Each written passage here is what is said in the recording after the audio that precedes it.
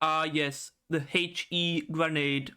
Once upon a time could have been called the most hated grenade, the worst grenade, the weakest grenade. Now, it is simply ignored. Anyway, welcome back to the Overclock Workshop. Today we're taking a look at Driller's HE grenade, and obviously, I think at this point most people will understand how I approach this series, but if you don't, I'm just trying to find things that maybe could be added to the existing grenades, or even possibly brand new grenade ideas in general. We know that grenade overclocks are like 90% chance of not happening, probably higher, so that's not exactly what I'm here to do. It's a combination of finding cool new ideas for the grenades, for new grenades, and also to maybe make a case for grenade overclocks being a thing, just like as a side, basically, a side effect of the series. And what I was saying at the beginning, that sort of little cold open, you could call it, it's true. The HG grenade was at a time the weakest grenade. I think that is pretty definitive. When you go back to the before its first buff, if you go just from explosive, I think it was explosive expansion update 24. I'm not going to fact check that. Sorry. I think it's update 24 when they introduced all the new grenades, what I would call Gen 2 of the grenades, that it was basically left in this state as Driller's second grenade. It was sort of held over from Gen 1, basically. Because that's how I sort of see the grenades. You sort of have Gen 1, Gen 2, and Gen 3, but it's not the same as the weapons. Gen 1 is when everyone had HE grenades except Scout had an IFG. Gen 2 is when everyone got the grenades that pre-existed Season 3, and then Gen 3 is Season 3. That's sort of how I see it. But just after the HE grenade was, re-added as only being on Driller, people quickly realized how terrible it was. I think it just about matched the sticky grenade in terms of strength, except it didn't have the added bonus of being sticky. Sticky grenade obviously had that effect of inflicting fear on Praetorians very effectively, or anything that you stuck it to, really. But Praetorians was the most notable use case of that fear. And then there was also the fact that you only had 4 HE grenades, which not only did that pale in comparison to other explosives, like the sticky or the plasma burst where you had 6, or like others like the proximity mine or the cluster grenade where you just simply had substantially more explosive power. It also paled in comparison to certainly the impact axe, and I just dropped my mouse because I'm keeping it on my leg, because I feel like if I put it on my desk, I'm going to end up making extraneous sounds that will mess with the sound flow of the recording. But dropping the mouse might lead to that as well, so I apologize. But yeah, the HG grenade was at a time definitively the weakest grenade, I think, in most people's eyes. Now I think it's become the second most picked driller grenade. I want to say that might not be true. I can't see the neurotoxin grenade being picked more, because the neurotoxin grenade used to be kind of strong, and then people sort of realized after the HG got buffed that it wasn't all that, and now sort of the impact axe is still definitively in first place. The HG comes in second, while the neurotoxin grenade and the Ripper fight for third, for last place, whatever that would be. And I think something that people can agree upon as well is that Driller still has a grenade problem. And if I want to speak on that at all during this, which I will, maybe right now, I would say that the axes need to be nerfed slightly, and the Ripper and the neurotoxic grenade need to be buffed or even possibly reworked to a certain extent.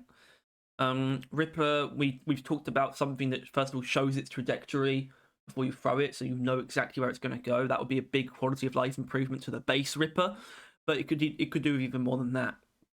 But the HE, maybe the HE itself could still do with more. Now, these videos usually come down to me sort of basically guessing what I did, because I made these I made this presentation physically months ago. I think well over 6 months ago now, actually. It's just taken a while for me to make the videos themselves. And that was the whole point. I wanted it to last for a long time, and it is going to last for a long time still. Only 2 weeks from now we're going to hit the halfway point of grenades. So that's worked out for me, I guess. Shit, what was I saying?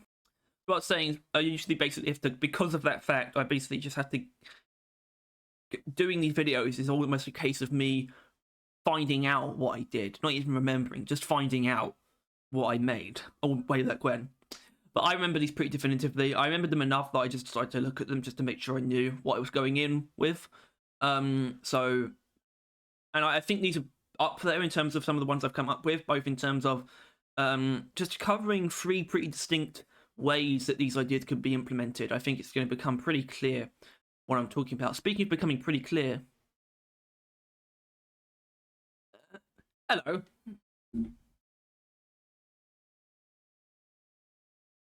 It's milk, okay? Right.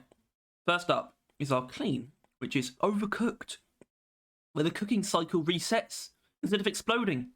And we have greatly reduced self-damage, minus 75%. R&D constructed an infinitely resetting fuse, allowing you to continuously cook your grenade without it exploding. The reduced self-damage part they refuse to explain, however. So we have a clean overclock, so we know that brings with it no negatives, but obviously we're not exactly dealing with this as an overclock. We want to deal with it in other senses. So the idea of the cooking cycle resetting is something that would probably be very unattractive to implement in any other way other than an overclock or an upgrade. So I feel like that's an aspect that might necessitate that. I think it'd be very difficult to make a perk that makes your grenades reset while cooking, because we only have one that does that. That would almost necessitate some kind of complete restructuring of the perk system that I know they're not going to go that far with, when you would need almost a skill tree of sorts. And you would go down like the HE skill tree path or something, and then you'd select this point. So as much as I do like that aspect of it, it doesn't quite work. But if I took it on face value of this overclock potentially being added, which, remember, it won't, basically the idea is that you can almost use it like you used to. In fact, you can almost use it as a suicide bomber technique more than before, because of the greatly reduced self-damage. And you also you're not forced to explode it either, though. You can basically just keep holding onto it, and then you just throw it at the last second to make it explode wherever you are. So you can run into a group of enemies and do it that way. But that's what the reduced self-damage is for. The suicide bomber technique is obviously not an effective one. Obviously, it does actually insta-kill you. So having this would help with that a lot. It's one of the only things that the HE is really the only grenade that can do that, except you can't do it because it kills you. Obviously, that's the idea of a suicide bomber, but maybe we don't want to die.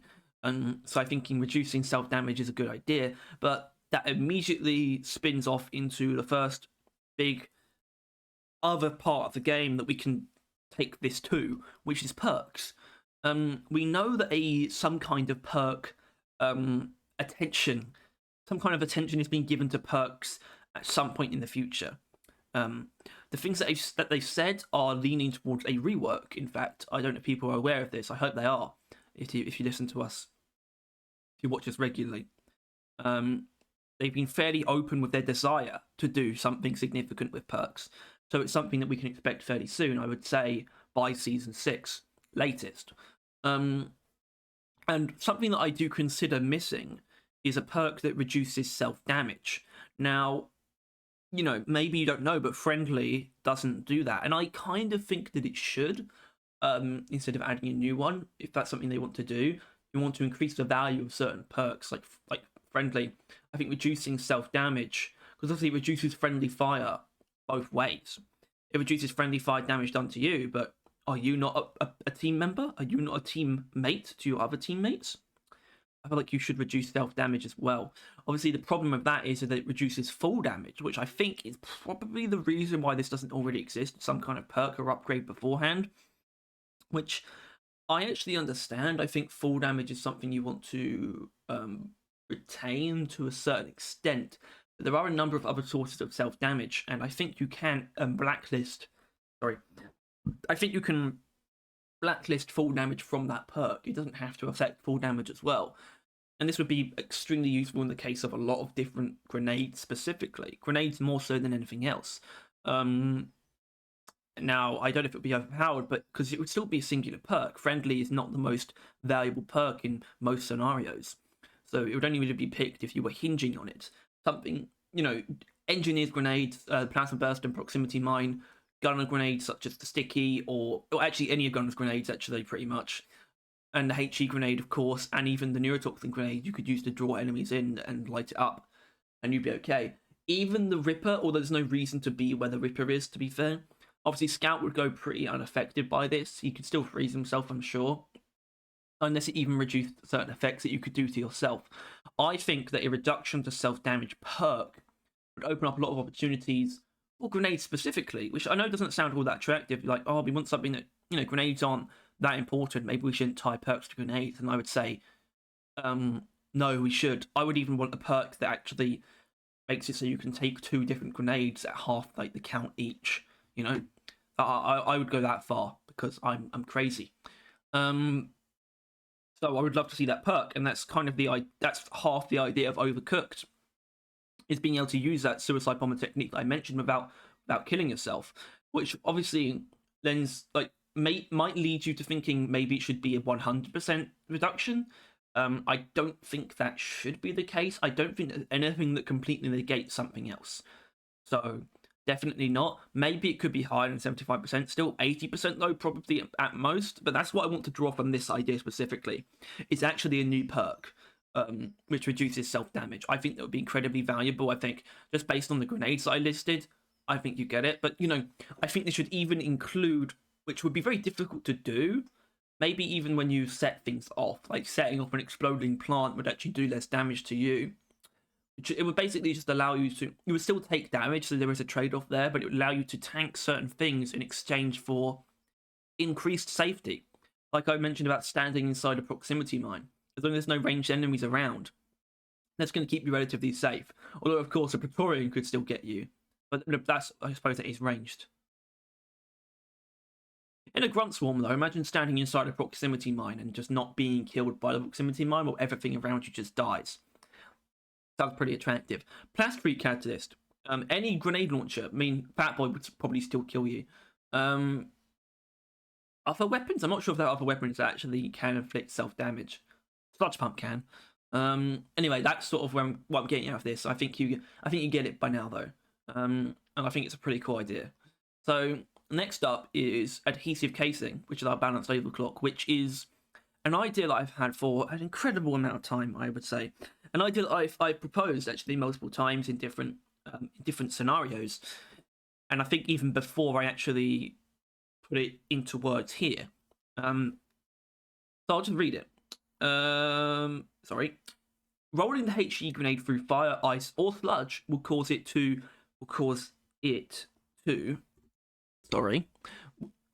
release an elementally infused explosion relative to what it rolled through, with the trade-off of greatly reduced armor breaking and fear factor. Replacing the HE grenade standard issue casing with advanced reactive plating allows it to absorb the properties of certain substances, leading to, hopefully, some pretty obvious benefits. Why is that like that? I apologise. What? Did I just spell it wrong? Oh, fucking hell. Whatever. Anyway, so this idea is basically you would roll.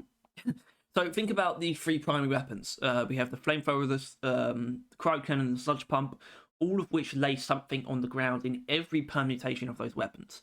Obviously, flamethrower, you really only notice the sticky flames when you go for a sticky flames build, but they still exist. They only last for about 2 seconds, but they still exist.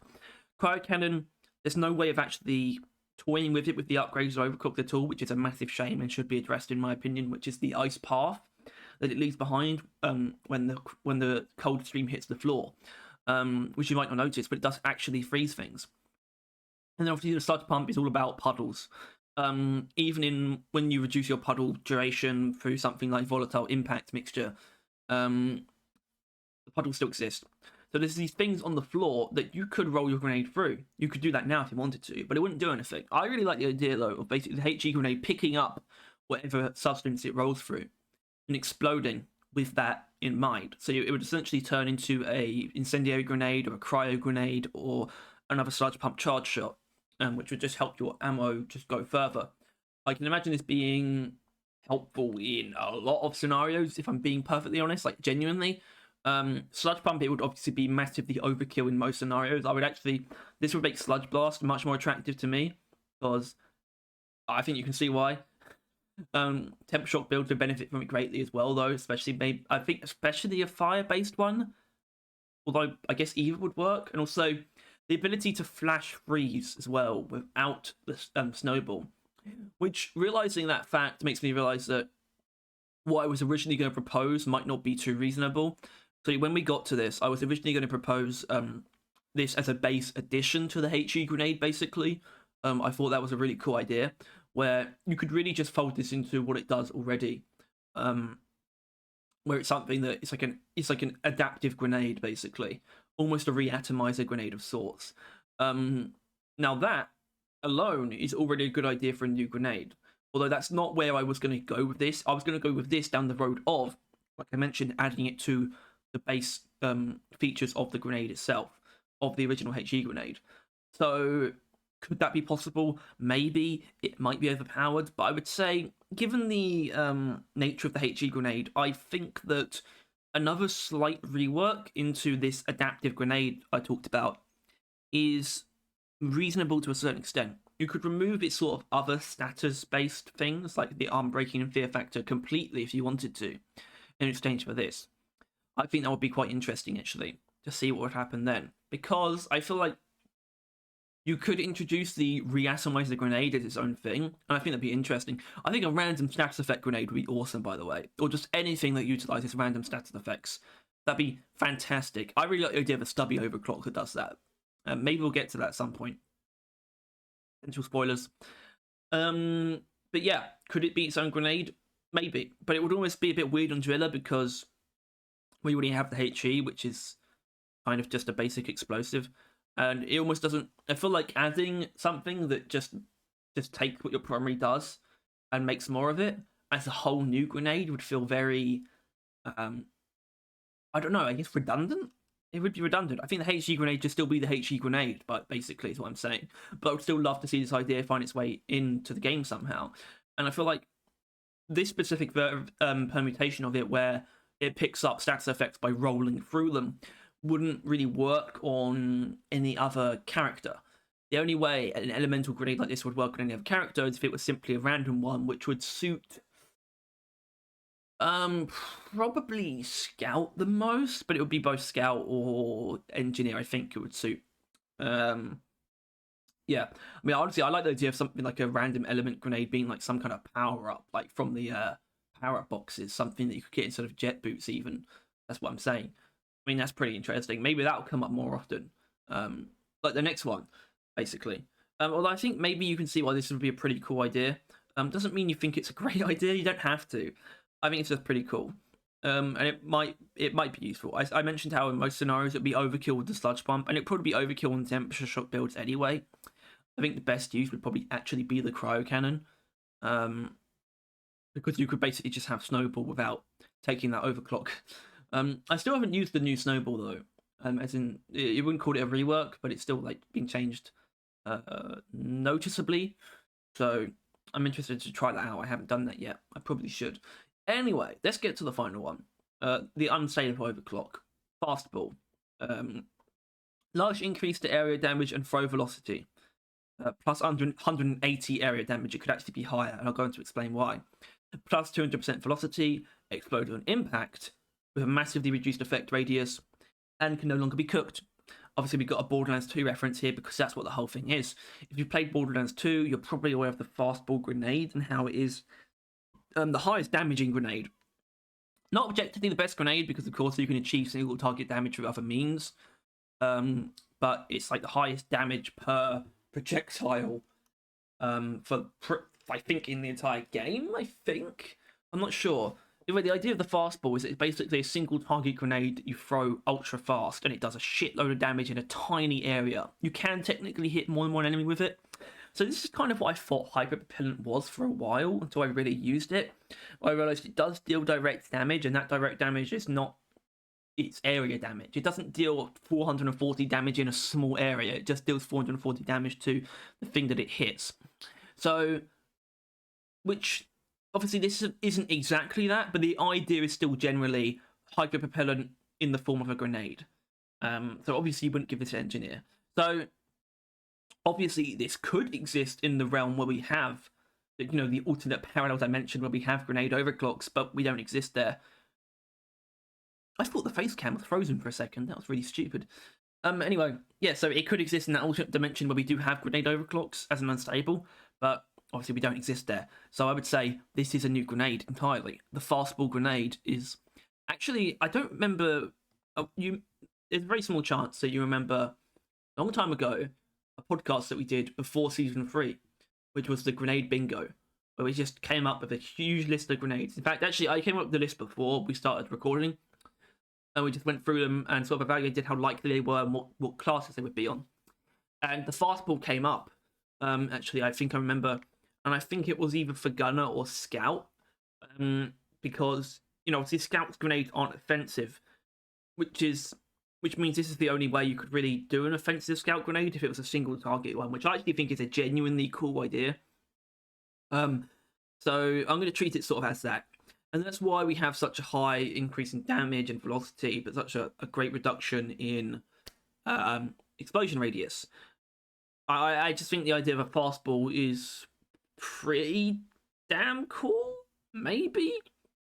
It's actually kind of hard to fathom in a lot of ways, because it's like, most classes do have pretty good options for long-range single-target damage. So how much would it really benefit a scout? Well, maybe quite a bit, especially if we jack that aero damage up quite a bit, because then you have damage that is kind of, I guess, unburdened by resistances, almost, to a certain extent. As then you could throw it at anything across the room, and it's going to deal pretty much all of its damage, unless it's an oppressor, basically. So there's that aspect to it, where Scout, even though he can do a lot of damage quickly, like very quickly, like a lot of damage, that usually relies on a certain amount of precision, and even then a certain specificity of build. That really comes down to more specific M1000 or crossbow builds or Zukov builds, but they usually require either certain very particular precision or very particular positioning to make happen. And this you could sort of do from across a room or from anywhere. You could even work at close range, although that might get you killed.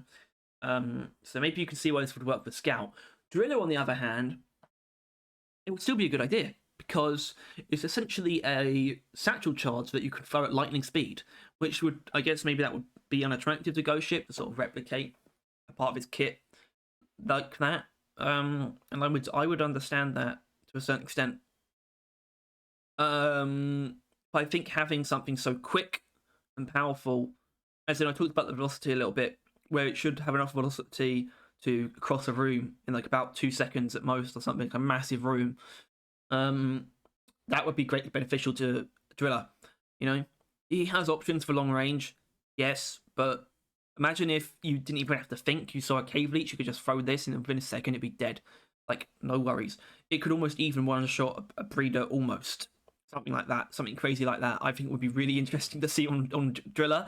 That would obviously have to be something that you bring down, probably down to about 4 uses, but you bring it up to a pretty significant amount of damage. I think would be really interesting for Driller or Scout. Probably not anyone else, actually. I mentioned Gunner, but I don't think so. Gunner's got enough really good single target options. In fact, Gunner is interesting to me, is the one with the most sort of different types of builds on both sides of his weapons. There's multiple great single target and AoE builds on both his primaries and secondaries.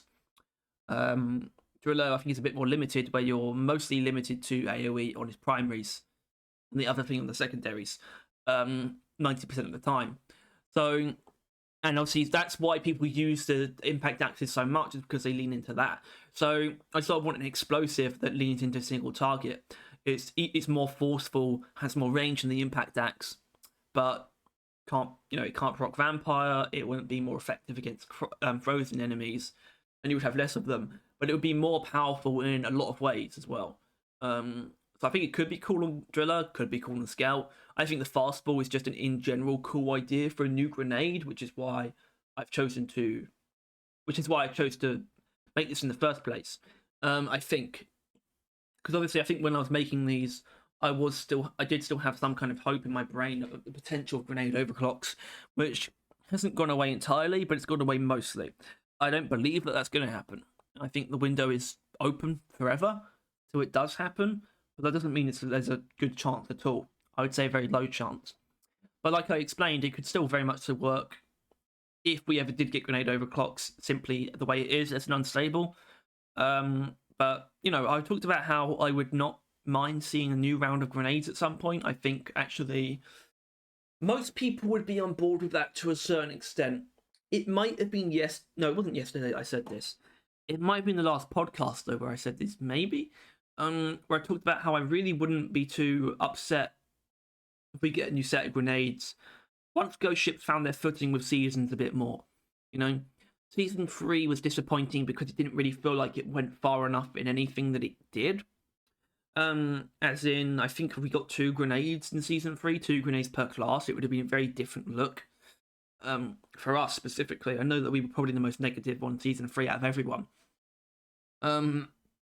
Basically what I'm saying is they need to find their footing and find the ability to go harder into one thing. So maybe we get a season where we get a brand new biome or a whole brand new mission type that's actually very well designed and not industrial sabotage. We get something like that with a handful of new enemies to substantiate a season theme. And then on the side, you get another round of new grenades. Maybe season 7 or something like that. I don't want to see it too soon, but I'd absolutely be down for that. I think there's absolutely room to bring everyone's grenade selection up to 5. And obviously, that might sound strange the way I explained that because of how Season 3 was disappointing because it was only 1 grenade per class. But that's because it didn't do enough in other areas.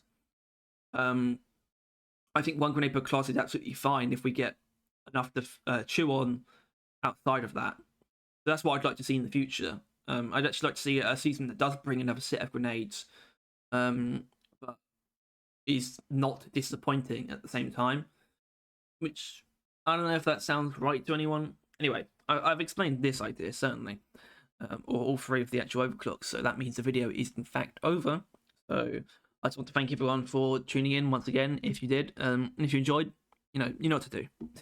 Basically, you know what to do. The Overclock Workshop series is going to continue for a very, very long time. It might last forever. That's kind of the idea. To a certain, I mean, forever is sort of a bit, weird to think about because obviously none of this is going to last forever. But essentially forever. Hopefully for the rest of the game's lifetime, which will hopefully be longer than any game. That's what I feel like Deep Rock is potentially building up to. Deep Rock's either gonna start sort of losing its way a little bit, or it's gonna just continue on forever. Basically, is how I see it. So the Overclock Workshop series will continue pretty much forever, as long as it can. Especially only doing it every other week helps a lot with that. Obviously, once I'm done with this, I'm gonna do some miscellaneous stuff. I'm gonna do well, actually, I should probably say the workshop will continue forever. It's not always going to be tied to overclocks. But once I'm done with the grenades, I'm going to do some miscellaneous stuff. I'm going to do Bosco. I might do pickaxe. I might do pickaxes as well, which is going to be interesting, by the way, if I do that. Armor rigs is still up in the air. I don't think I'm going to do that, though. I started that. That's the thing. I started armor rigs, but I think I'm going to drop it. So the workshop could become other things. I think I'm going to do a season 2 of the original Overclock Workshop, and we go through weapons again, just myself. Obviously, I'm not going to ask Tyler to do that again. Probably be more attractive for him to do this than to do weapons again. I mean, I might bring it up. But there's even other things like all the reworks that I could propose for certain overclocks.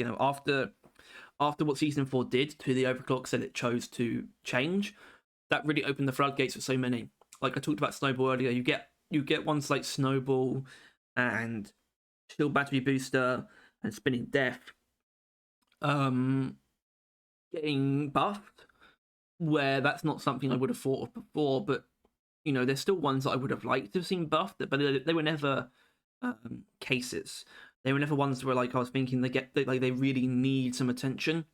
But now that they've gotten some attention, it's made me realize, or not realize, it's just to me opened the floodgates for so many other mediocre overclocks that don't inherently need buffing to actually get buffs that maybe they do actually need. Maybe we didn't realize it until now. So I think I'm going to do that at some point. I'm going to try and rework some overclocks. That might be done in groups. That might only amount to 4 videos, like 1 per class. Just for all the overclocks, I think could do with some kind of changes. I'd also like to do something maybe to do with upgrades, specifically tier 5s. I think most weapons could do with some kind of attention to their tier 5s, genuinely. I say most. Well, actually, I do mean most, because most weapons at least have one option that should change to some extent. Think about it. Warthog's actually okay, but that's the one where we would introduce a 3rd tier 5. Same with the Stubby, but the Stubby's 2nd tier 5 needs to change as well. Or I don't know if it's the second one. The magazine size one. The Smart Rifle, you've got like the Fear that is just unfortunately outperformed by damage. It's just really not a good pick, unfortunately. PGL.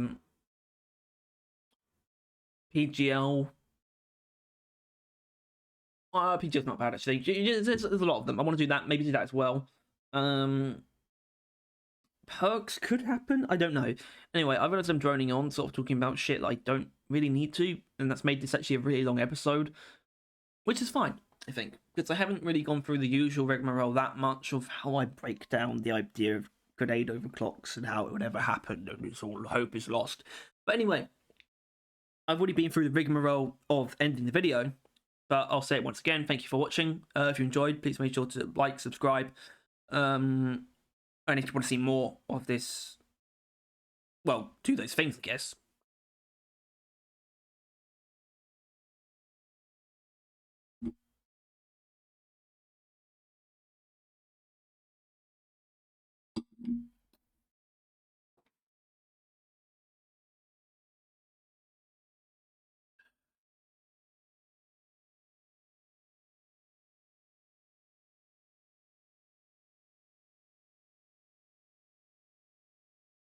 What are you still doing here? Leave.